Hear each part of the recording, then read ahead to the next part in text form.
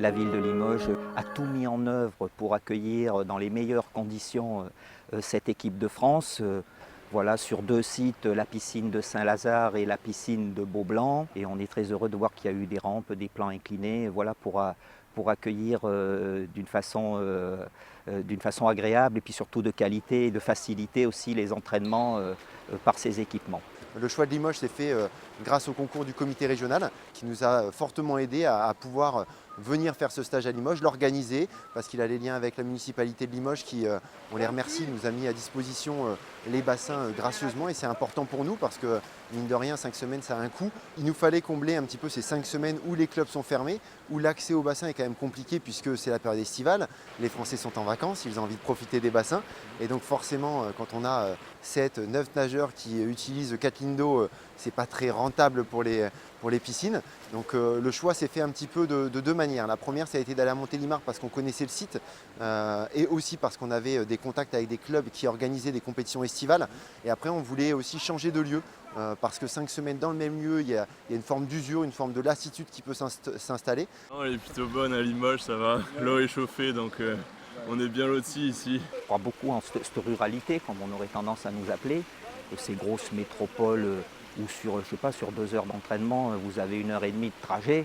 Enfin, voilà, il y a aussi une qualité de vie qu'on tient à souligner en accueillant aussi des événements sur ce territoire et sur notre ville. C'est vachement cool de s'entraîner en externe parce qu'on a beaucoup d'oxygène et ça permet de mieux respirer pendant les séries.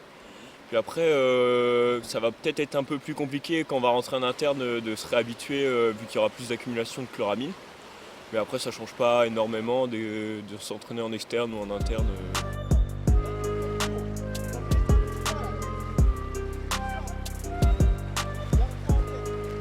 On sera 9 au championnat du monde, 6 vont vivre leur premier championnat du monde, qui plus est dans le bassin des Jeux paralympiques à Londres, avec un public qui est aguerri, qui est averti, puisque le public anglo-saxon suit les Paralympiques à un niveau très important. Ils vont vivre vraiment une vraie répétition générale à 1 an des Jeux.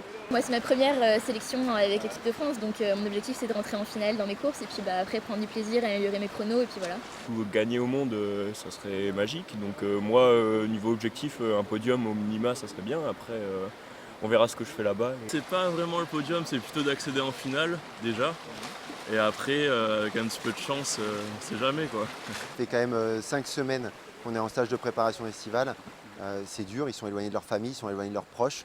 Donc c'était important aussi de réussir à créer cette cohésion de groupe, cette cohésion d'équipe, parce que travailler c'est dur, mais travailler dans la bonne humeur c'est toujours plus agréable. Par contre, voilà, pendant la série, pendant la séance, tout de suite on redevient focus, on redevient concentré, on est sur l'objectif, on est sur l'échéance qui arrive et qui se rapproche. Et donc là, ça travaille. Le groupe s'entend bien, j'ai des partenaires super cool, donc franchement, venir à l'entraînement avec eux, c'est un plaisir et je pense que ça attire tout le monde vers le haut pour s'emmener au maximum aux entraînements. Super ambiance, ça fait 1 mois qu'on est ensemble et tout, on rigole bien, on s'entraîne tous ensemble et on se soutient beaucoup, quoi. Si tu es en avance, tu as tendance à tourner la tête, ça nous fait partir, ça nous déséquilibre. 55e séance d'entraînement sur l'ensemble du stage de préparation. Donc il y a eu des séances qui étaient des séances plus globales. Maintenant on essaie d'avoir quelque chose de beaucoup plus verrouillé qui corresponde à ce qu'on va réaliser ou ce qu'on souhaite réaliser pendant un championnat du monde. Donc là on est vraiment sur un ancrage, on est vraiment sur une scénarisation de comment sera ma nage pendant mes épreuves. Voilà. Là au fur et à mesure du stage, oui on a vu des transformations, ils ont énormément travaillé. Donc là, ils sont encore en période, on va dire, de charge pour certains, donc ils sont encore un peu fatigués. Et il va y avoir 1 semaine et demie pour bien récupérer avant la compétition et pouvoir faire de belles performances. Le fait de pas respecter, même quand tu vas chercher comme ça derrière, comment pas, travaille l'alignement, tête, passe à un talon. Là, il n'y a pas beaucoup de jambes. On essaie quand même de leur donner des consignes de plus en plus précises. On essaie de graver leur nage. Maintenant, il faut qu'on puisse être le plus près possible de ce qu'on va tenter de réaliser pendant les championnats du monde. C'est le coach qui me dit faut que tu doses et après les chiffres fera toujours un petit peu plus. C'est le coach qui gère toute la planif, donc on lui fait confiance et on fait juste les longueurs et nous on travaille par rapport à ce que le coach a prévu. Le coach sans arrêt ils remettent, ils disent attention les bras, c'est ça, c'est le Oui, boulot à du chaque coach, c'est fois, ça oui, c'est un peu leur boulot, nous aiguiller sur ce qu'il faut qu'on corrige avant les championnats du monde et tout ça c'est important aussi, on ne voit pas tout on ne voit pas nager donc. Chacun a ses épreuves, ils nagent tous dans des catégories de handicap différentes. Donc ils ont chacun leur propre programme et puis après chacun a un petit peu sa spécialité.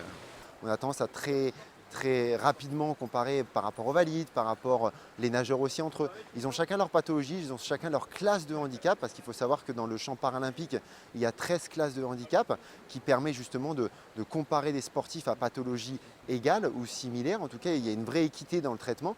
Un déficient visuel ne va pas concourir avec un amputé, qui ne va pas concourir avec un paraplégique.